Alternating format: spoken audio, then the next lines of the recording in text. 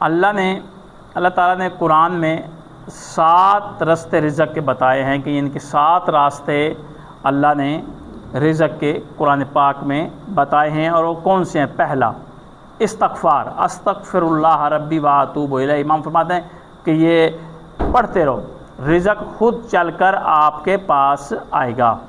دوسرا صدقہ، جتنا دو گے اللہ آپ کو اس سے دگنا عطا کرے گا، جتنا صدقہ دو گے اللہ آپ کو دگنا عطا کرے گا۔ تیسرا صلہ رحمی، رشتے جوڑے رکھنا، جو رزق کو بڑھاتا ہے، صلہ رحمی رشتے کو جوڑے رکھنا رزق بڑھاتا ہے۔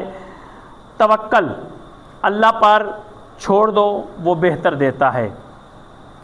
پھر امام فرماتے ہیں کہ صبح فجر کی نماز کے بعد سونا نہیں ہے، بلکہ اپنے کام شروع کرو، تم امیر سے امیر ہوتے جاؤ گے، تمہارے رزق میں برکت ہوتی جائے گی۔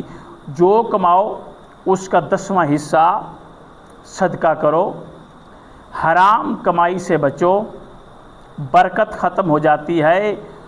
شکر ادا کرو اللہ کا اور وہ دیتا ہے۔ نبی کریم نے فرمایا کہ صبح کی برکت میں ہی رزق کا اضافہ ہے۔